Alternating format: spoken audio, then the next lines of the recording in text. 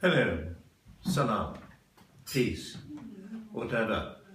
I couldn't say good morning because I don't know what time zone you are in. I'm Gunnar Westberg. I have been president of International Physicians for the Prevention of Nuclear War, and I worked with questions of preventing nuclear war since 1981. And I do have a big problem here. I cannot understand that not everyone sees as clearly as I do that nuclear weapons must be abolished. But of course you will listen, you agree with me, and that's the second problem. I can't talk to people who just agree with me, but I can do something. I will provide you with arguments that you can use when you talk about the need for a nuclear abolition. There are two parts of this. First, I will talk about why it is necessary for the survival of mankind to abolish nuclear weapons. Secondly, I will tell you how it should be done. Why? A few weeks ago, there was an interview with Bruce Blair, a colonel who in the 1970s had a command over about 120 nuclear missiles. And he tells us, oh yes, I could fire them. I didn't need a code. I could have done that.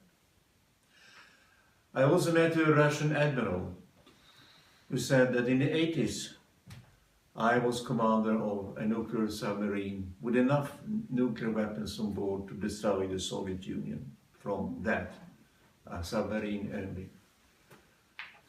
And I was constantly harassed by American hunter submarines who crossed the bow in front of my ship and tried to irritate me in every way possible. There were all kinds of incidents, and I couldn't sleep. I slept an hour now and then, and I kept awake on coffee and vodka. And there were times that I was so tired I couldn't tell the red lights from the green lights on the bridge. And mind you, I could have fired these rockets, killing every American, just by myself. There was no such a thing as a code needed. I told this story to an American admiral who had been in charge of planning for nuclear submarines.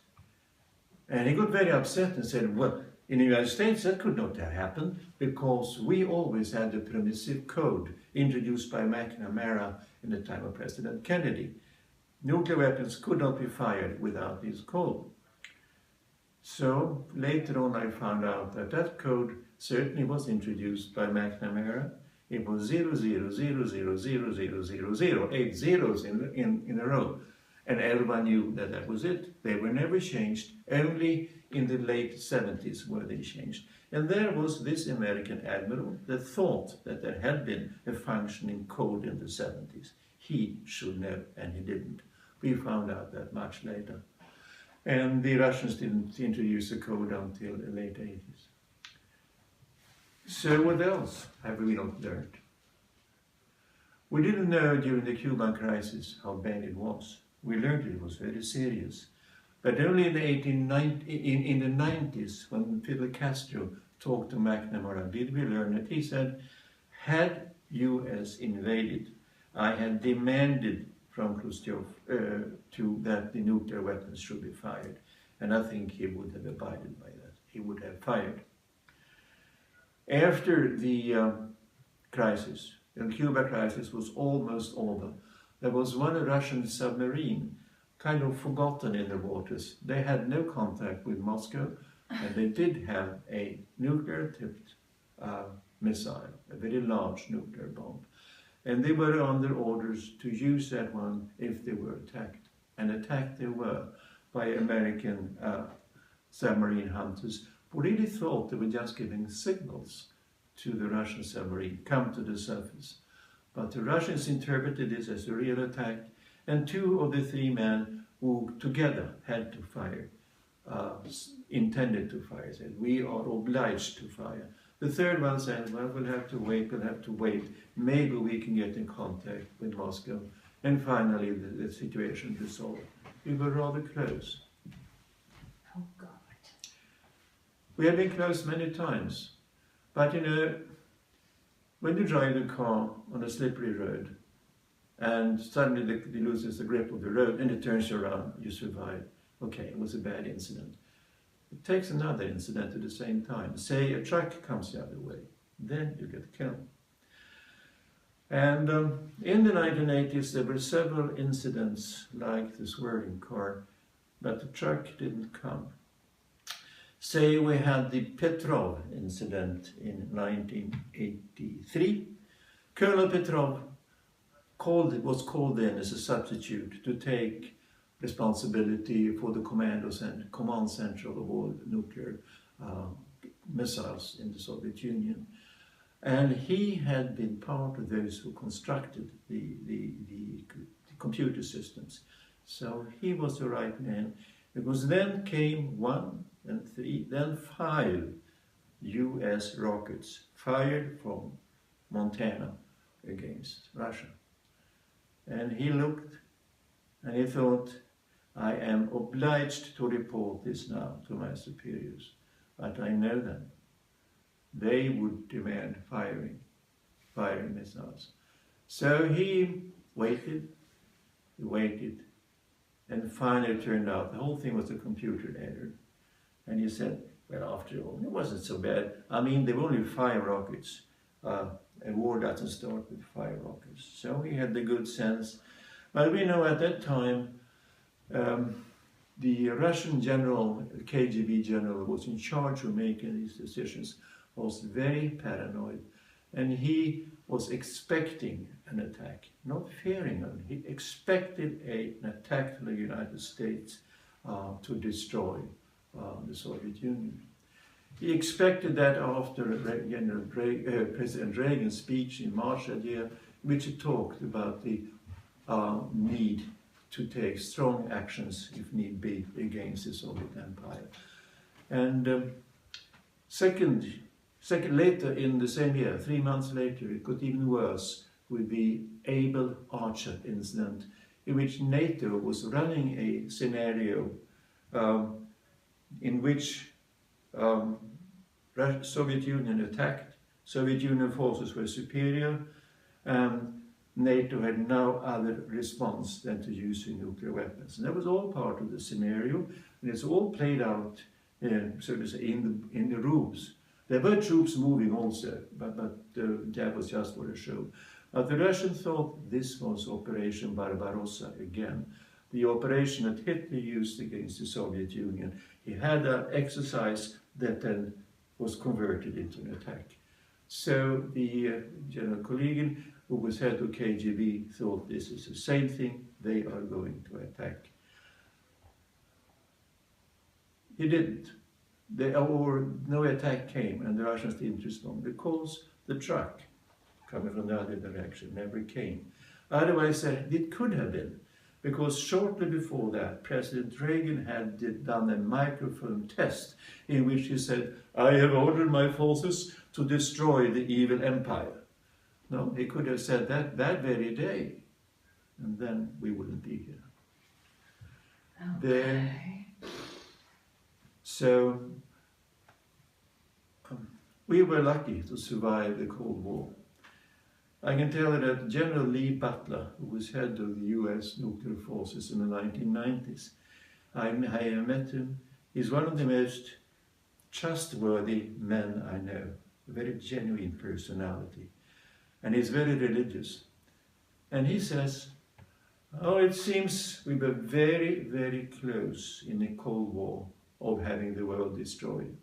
And I must say, I sometimes think there's only God's intervention, God's providence that saved us. And he's not the kind of man who says that lightly. No, he cannot really understand how it came we survived.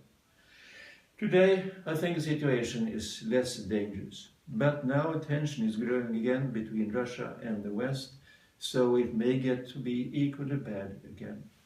And then we have the other threat. The situation is not stable. We have 9 nuclear weapon states. How many will we have in 20 years? 0, hopefully, maybe 8, but more probably we will have 20, because proliferation cannot be stopped in the long run. You can remind yourself of the Canberra Commission, which said, the idea that nuclear weapons can be allowed to persist in perpetuity without ever being used defies credibility. And that was signed by a British Field Marshal, 2 American generals, the French Prime Minister, many other prominent people who had worked with defense in leading positions. So we have been lucky so far, and I don't fear much an attack today, but I don't know what the situation will be 10 years from now. And a risk of an attack between, say, India and Pakistan is always there and can increase again to the level it had in at the Kargil conflict 20 years or 15 years ago, 20 years ago. And the Kargil conflict was very close to a nuclear war, and that can happen again. And a nuclear war between India and Pakistan would change the climate for many years in the whole world in such a way that we would have a famine, a starvation, that could kill 1 billion or maybe 2 billion people. So even that small war, which is probably the most likely nuclear war today, would have consequences much, much worse than any war has had ever in history. Thus, obviously, nuclear weapons must be abolished. My idea is that you do this best by banning nuclear weapons. People have said that, well, that's going the wrong way. First we get rid of them and then we agree on a ban that they shouldn't come back. That's not the way it works. If we look at the Anti-Personnel Mines Treaty, the treaty that was worked out in the late 90s, early part of the century, it was first enacted, I think it took 6 years to get the treaty against anti-personnel mines signed. And then, gradually, countries gave it up. They destroyed them, they stopped producing them. Some countries haven't signed, but they still abide by the rules, not placing any more anti-personnel mines. That's the way it normally works. Chemical and biological weapons are prohibited, but they're still there. They are being destroyed. They are being destroyed rather rapidly, but there is an enormous amount, and you cannot get down to 0 until quite a number of years from now. But the treaty works, and that's the way it should be also with the nuclear weapon ban. Actually, we've tried a different way before. We tried to get a convention against nuclear weapons. Because whenever we talk to the people from nuclear weapon states, they said, oh, you know, you cannot abolish nuclear weapons because you can't trust these guys on the other side. They will have some hidden away in the caves, or they will start producing them and we will not know. So we produced a how-to book in which we gave very detailed propositions about how to go about achieving 0 in the treaty. You go step by step, you have verification at this point, you have other verifications there, you change the law, you have new satellites and so on, and you can get down to very low levels and finally 0. And we said, maybe this is not perfect, but you, Mr. General, you, Mr. President, read it and see if you can't work on it and improve it. They never read the book. And we finally, I think, understood why. They do not want to learn that nuclear abolition is possible. No, they will come to the enigma. Why do they love the bomb? Because they do. They do because it relieves them, the nuclear weapon states, of fear.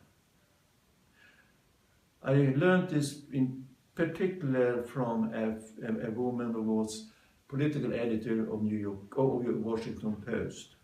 And she was also, she was very bright, very well informed, and very pregnant.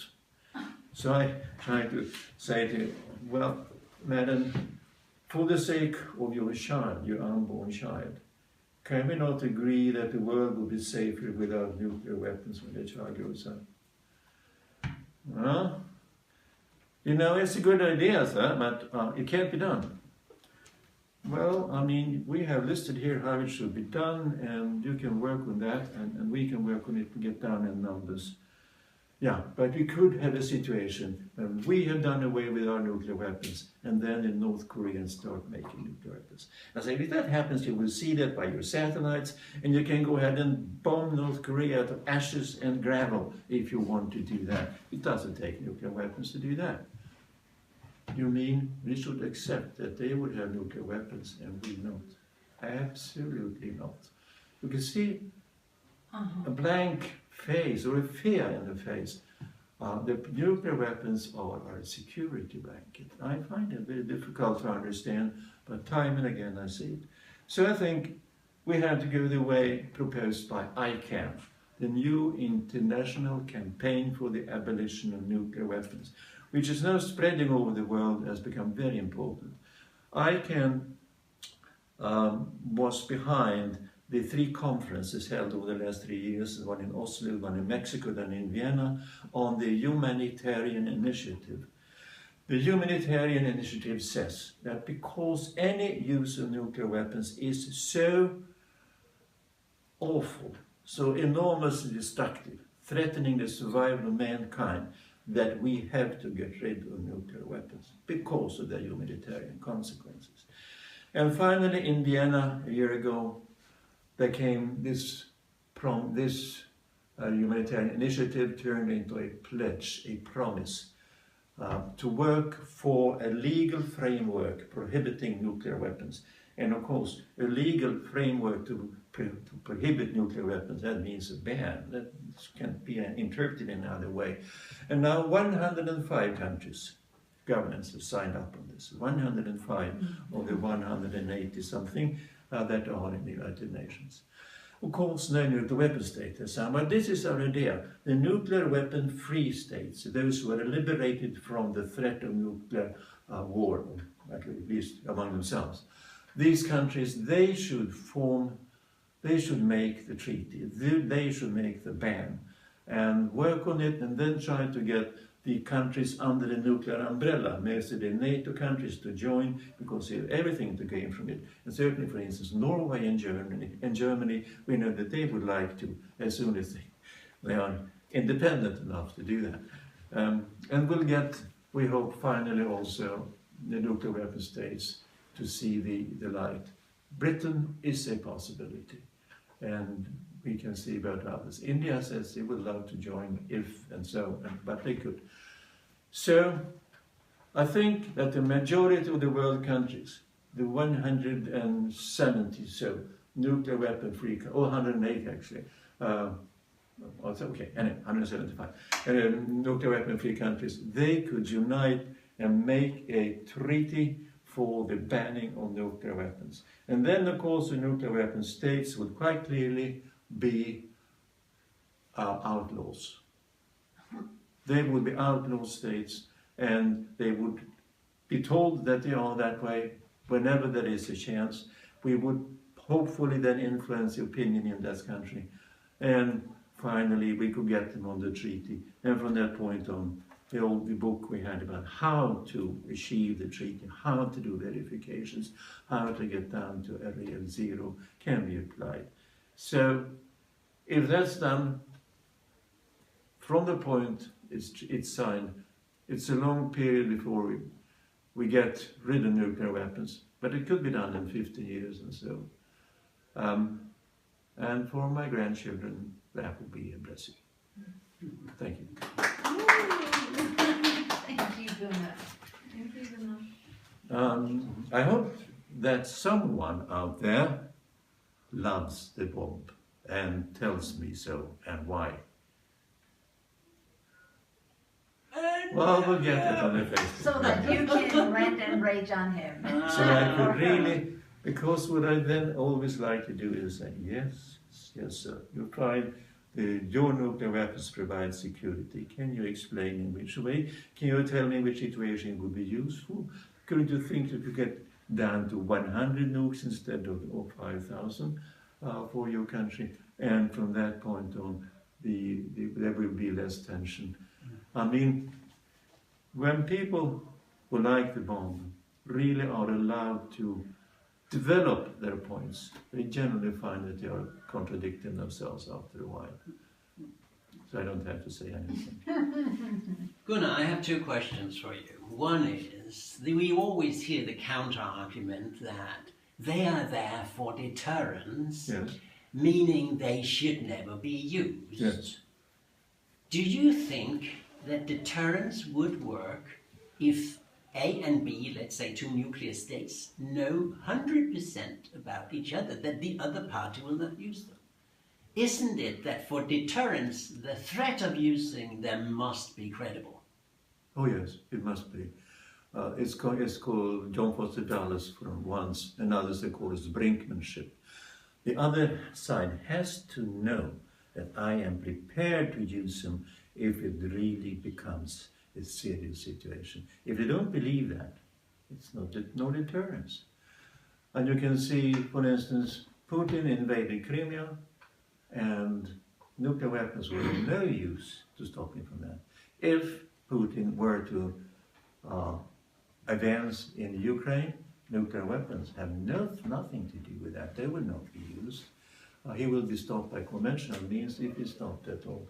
So nuclear weapons are obviously useless, and deterrence, if it is to work, will have to work in such a way that we all risk of being destroyed. That will be the end of humanity. Now, at TFF, we don't kill people. We don't advocate killing people. We love to kill certain arguments.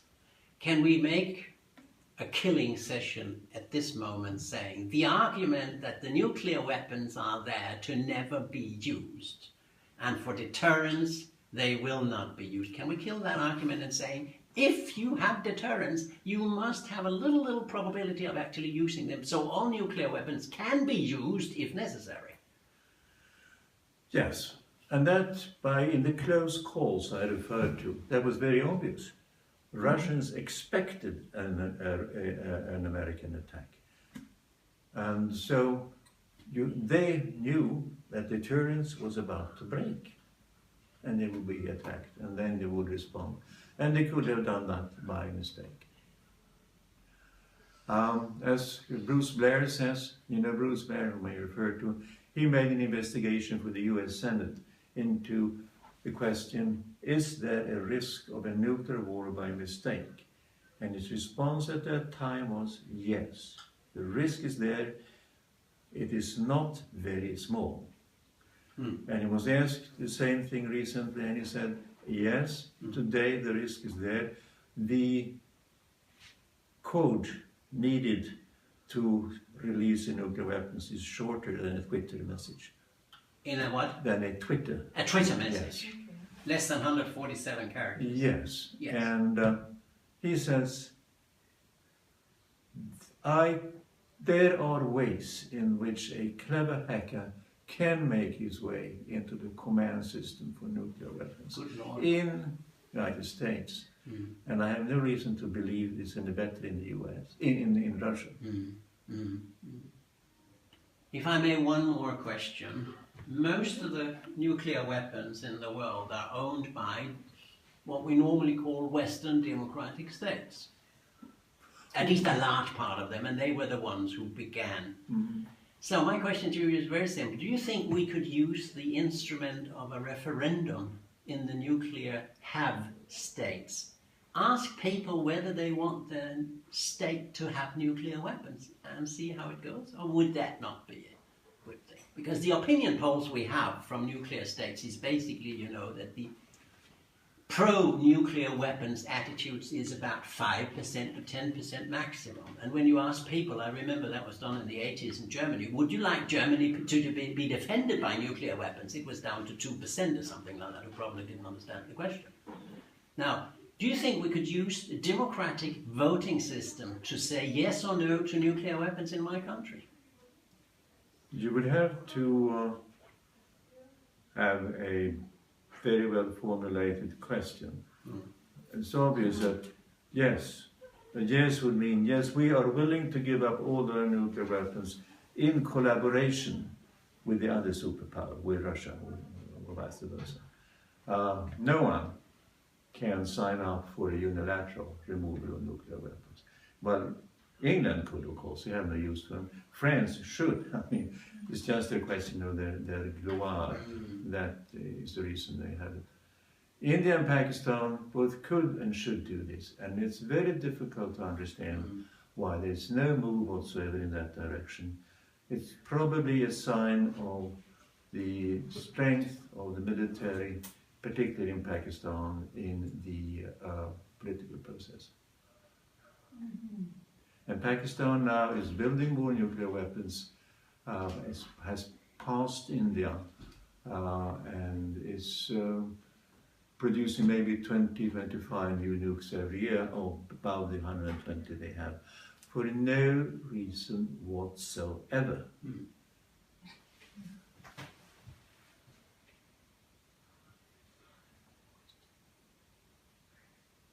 Oh.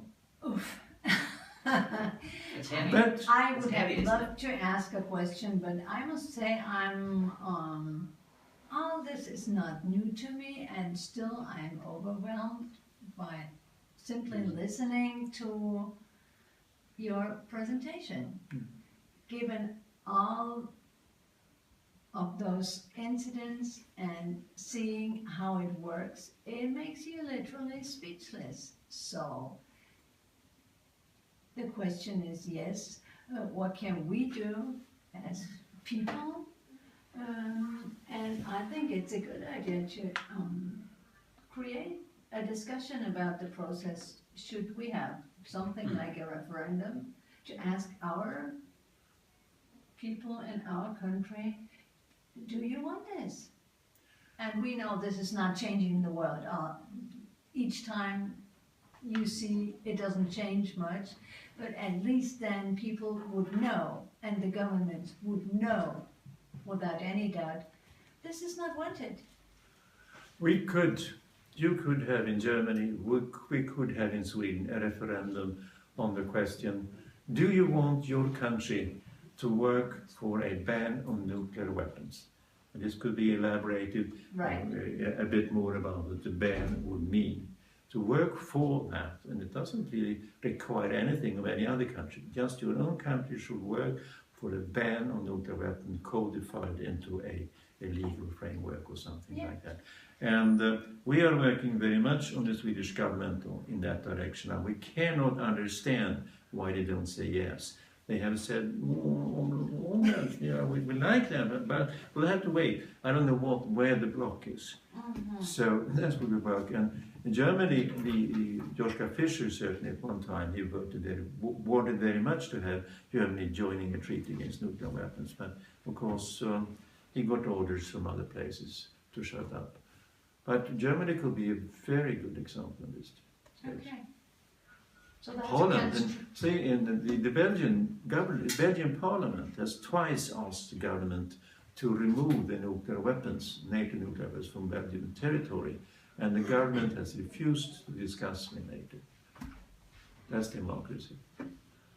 Exactly, and I think that is an interesting historical detail, that all the countries, and the list is long, who have decided by constitution or law not to ever acquire nuclear weapons have done it by national governmental decisions, such as Austria, such as Switzerland. Switzerland was thinking of getting nuclear weapons as late as in the 60s. Sweden, South Africa, Kazakhstan, where most of the tests of in the old Soviet Union was made, and where there were, I don't know how many, you are the expert on it, but there were tons of nuclear weapons in Kazakhstan, and they said we're not going to keep them.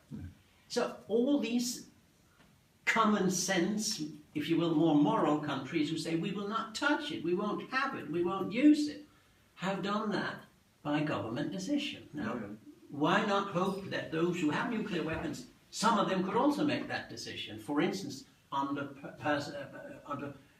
people's pressure to practice democracy, because none of those who have nuclear weapons ever asked their people. It was done, you know, the secret way, and suddenly, boom, you had it in Hiroshima and Nagasaki. So let's use democracy. Yes. One country that has been added to the list now, very interesting, is Lithuania. Lithuania, they have got this into their constitution. There shall be no nuclear weapons in Lithuania. Bravo! Yes, it's great. While, say, Norway and Denmark say, we do not accept nuclear weapons in on our territory in peacetime. And what is peacetime is decided in Brussels. Exactly. Yeah. But they are members of a nuclear-based alliance. Yes. And that is a problem. Yes. And so is Lithuania. Exactly. But they have said no. That's good. Well. Lithuania is showing the way. Amazing. What is it? Yeah.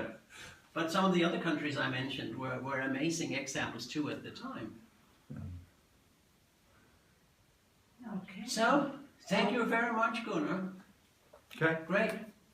We'll work on it. Oh, yeah. Yeah. It will be done. It will be done one day, like slavery gone and other things are gone. Thank you so much.